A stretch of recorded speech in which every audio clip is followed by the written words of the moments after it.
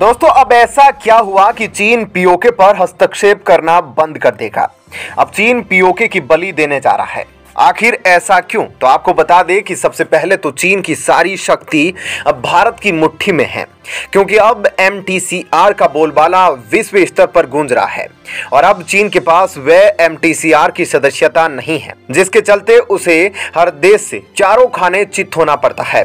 और अब चीन या तो भारत को चाहेगा कि वो वीटो दिलाने में मदद करे या फिर पीओके दिलाने में मदद करेंगे, ताकि भारत से उसे मंजूरी मिल जाए एमटीसीआर के लिए। क्योंकि यह तो आप सबको पता है कि एमटीसीआर एक ऑर्गेनाइजेशन है जिसके सदस्य देश वेपन्स को यूज कर सकते हैं 400 किलोमीटर से ज्यादा रेंज तक, और चीन के पास इसकी सदस्यता नहीं है।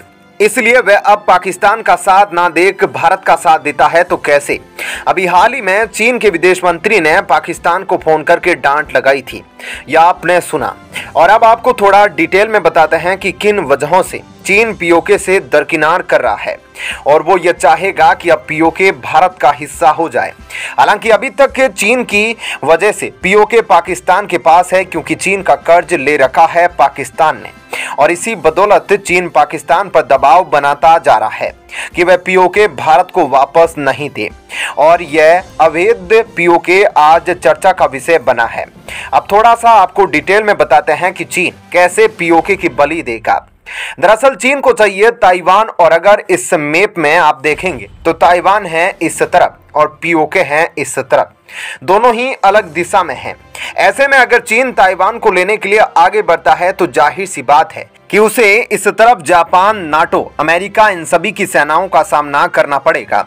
यह बात चीन अच्छी तरह से जानता है कि ऐसी परिस्थितियां उत्पन्न होगी, लेकिन नाटो देश हो या अमेरिका, उनकी कोई सीमा नहीं लगती है चीन से। चीन की अगर किसी से सीमा लगती है तो वो है भारत से, और चीन में इस वक्त कुछ प्लस पॉइंट है और कुछ माइनस पॉइंट भी। जैसा कि भारत के पहाड़ी इलाकों में चीनी सेना नहीं लड़ सकती और उनकी सांसें फूलने लगती है, जिसके बाद उनको बदलना पड़ता है। जबकि भारतीय सेना की बात करेंगे तो यह सियाचिन ग्लेशियर जैसे इलाकों में लड़कर ना सिर्फ जंग को जीत लेते हैं, बल्कि दुश्मनों को भागने के लिए मजबूर कर देते हैं। इनके पास पूरी क्षमता है माउंटेन वॉर को जीत के साथ हासिल करने की, लेकिन वहीं चीनियों के हौसले पस्त हो जाते हैं। लेकिन चीनी इस वक्त यही कोशिश कर रहे हैं कि जब भारत के साथ लड़ाई हो तो ज्यादा से ज्यादा मिसाइलें, टेक्नोलॉजी, हथियारों पर ध्यान दिया जाए। इसलिए इन्होंने भारत को घेरने के लिए जहां सेना की तैनाती बढ़ा दी है, वहीं अब तंजानिया को लेके एक बड़ा फैसला लिया है। तंजानिया में अब चीन एक नेवल बेस बना रहा है, और यह काफी बड़ा बना रहा है। इसमें काफी पैसा लगा रहा है। वहीं दूसरी तरफ ग्वादर और दूसरी जगहों पर पहले से ही चीन के नेवल बेस है, और श्रीलंका का तो वैसे ही उसने बुरा हाल कर दिया है। अब तो श्रीलंका ऐसा गुलाम हो गया है कि श्रीलंका की कोलंबो पोर्ट सिटी में श्रीलंका का वीजा, श्रीलंका का पासपोर्ट कुछ नहीं चलेगा, बल्कि वहां सब कुछ चलेगा चीन का। और अब श्रीलंका भी इस बात को धीरे धीरे स्वीकार कर रहा है कि वह गुलाम बन गया है। चीन इसलिए अपने एयरवेज पर ध्यान दे रहा है, ताकि जब वह ताइवान पर हमला करे तो भारत अपनी नेवी को बड़ी संख्या में वहां भेज ना पाए, क्योंकि चीन जानता है कि दो फ्रंट की लड़ाई वह अकेला नहीं लड़ पाएगा। अगर एक तरफ इधर नाटो, अमेरिका, जापान ये देश आ जाते हैं और दूसरी तरफ से भारत अगर अपना फ्रंट खोल देता है तो चीन के लिए बड़ी मुश्किल होने वाली है। यही मौका है जब भारत पीओके के लिए बड़ा एक्शन लेगा, और यकीन मानिए कि चीन आसानी से पीओके की कुर्बानी दे देगा, और लड़ाई के समय वह पीओके को कुर्बान करना ज्यादा आसान समझेगा, क्योंकि चीन को पीओके से कोई मतलब नहीं है। इसलिए चीन द्वारा अब पीओके की कुर्बानी दे दी जाएगी। तो दोस्तों, ऐसे में इस खबर के बारे में आपकी क्या राय है, हमें कमेंट करके जरूर बताएं। और अब आपको बताते हैं ऐसी ही एक और बड़ी खबर। दोस्तों, पूरी दुनिया मानने लगी है कि भारत ही फ्यूचर का सबसे बड़ा मार्केट बनने वाला है, और इस वजह से आज अगर कुछ देशों को हटा दिया जाए तो वर्ल्ड के 35 बड़े बड़े देश भारत की इंडियन करेंसी यानी कि रुपए को अब डॉलर की जगह यूज करने लगे हैं। यानी कि ऑनलाइन पेमेंट की अगर बात करें या फिर किसी भी बिजनेस से रिलेटेड पेमेंट की बात की जाए तो वह 35 देश तकरीबन अब इंडियन रुपए में ही ट्रांजैक्शन कर रहे हैं। लेकिन यह सब कैसे हो गया, अब आपको डिटेल में बताते हैं। लेकिन अभी तक जो चल रहा है भारत में वह यह है कि भारत की करेंसी यानी कि इंडियन रुपया अमेरिकी डॉलर से काफी कमजोर हो रहा है। लेकिन आखिर ऐसा क्या हुआ कि 35 देश अब भारत की करेंसी को अपना रहे हैं। आप लोग कई महीनों से यह देख रहे होंगे कि इंडियन रुपया दिन ब दिन डॉलर के मुकाबले कमजोर होता जा रहा है। 2022 की शुरुआत में $1 की कीमत करीब 74 के आसपास हुआ करती थी, लेकिन वहीं 2023 की शुरुआत में यानी कि सिर्फ एक साल में ही $1 की कीमत लगभग 82 रुपए के आसपास पहुंच गई है।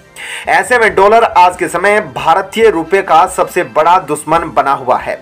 इसलिए भारत सरकार डॉलर का खेल ही खत्म करने के लिए इंडियन रुपए को ग्लोबल करेंसी बनाने में लगी है।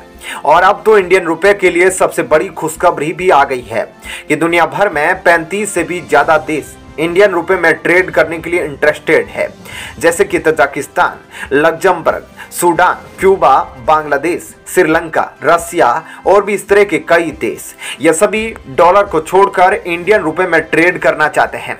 इंडियन रुपया जैसे जैसे ग्लोबल करेंसी बन रहा है वैसे ही उसका डायरेक्ट नुकसान डॉलर को हो रहा है। इसलिए अमेरिकन मीडिया और अमेरिकन सरकार में खलबली मची है। दोस्तों, अब इंडियन रुपया ग्लोबल करेंसी बनने जा रहा है, लेकिन शायद आपको यह बात जानकर हैरानी होगी कि इंडियन रुपए कट्टर मुस्लिम देश, डेवलप देश यूज किया करते थे, यानी कि इन देशों की ऑफिशियल करेंसी कई सालों तक इंडियन रुपए रह चुकी है।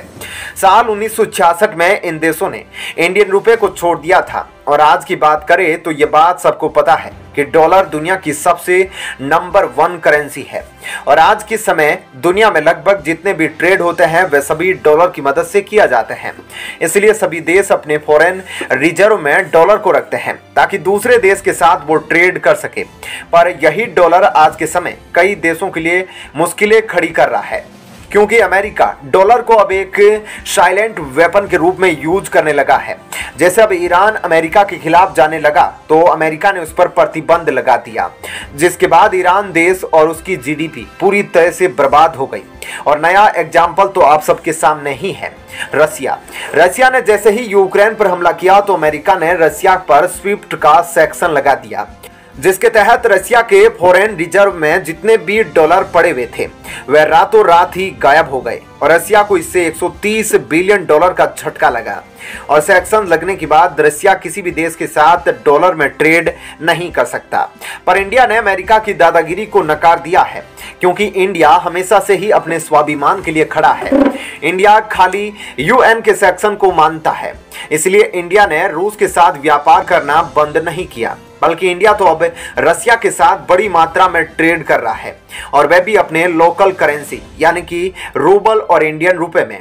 यानी कि भारत सरकार को अब यह समझ में आ गया है कि अगर इंडियन रुपए को डॉलर के मुकाबले स्ट्रॉन्ग करना है तो हमें डॉलर को छोड़कर इंडियन रुपए को ग्लोबल करेंसी बनाना ही होगा।